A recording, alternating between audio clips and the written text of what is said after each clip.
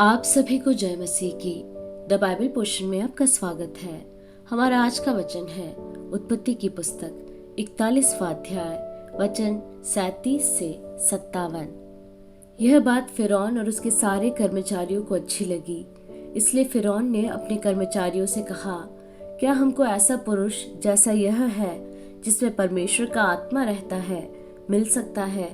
फिर फिरौन ने यूसुफ से कहा, परमेश्वर ने जो तुझे इतना ज्ञान दिया है कि तेरे तुल्य कोई समझदार और बुद्धिमान नहीं, इस कारण तू मेरे घर का अधिकारी होगा और तेरी आज्ञा के अनुसार मेरी सारी प्रजा चलेगी।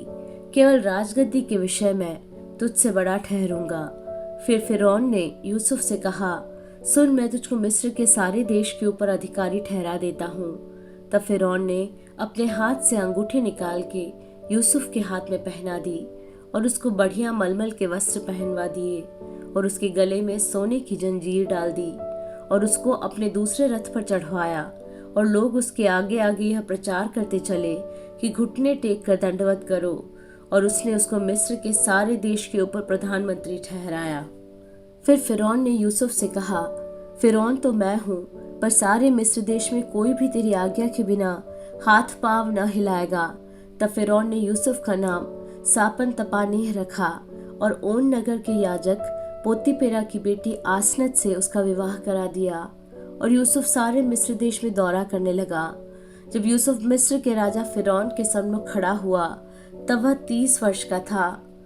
वह फिरौन के सन्मुख से निकलकर सारे मिस्र देश में दौरा करने लगा।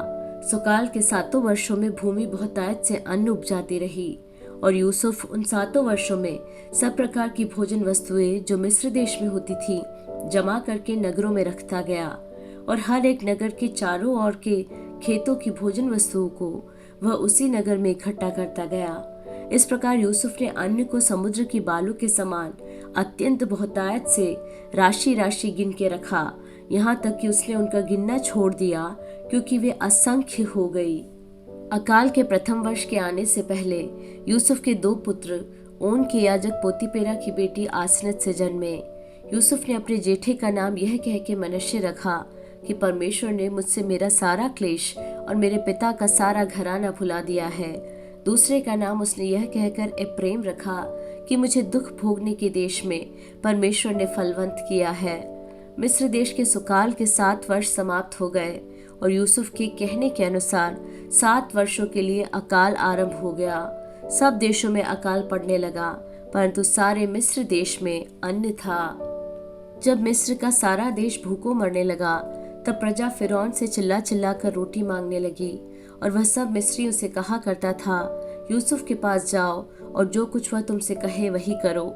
इसलिए जब अकाल सारी पृथ्वी पर फैल गया और मिस्र देश में अकाल का रूप भयंकर हो गया, तब यूसुफ सब भंडारों को खोल खोल के मिस्रियों के हाथ अन्न बेचने लगा। इसलिए सारी पृथ्वी के लोग मिस्र में अन्न मोल लेने के लिए यूसुफ के पास आने लगे, क्योंकि सारी पृथ्वी पर भयंकर अकाल था।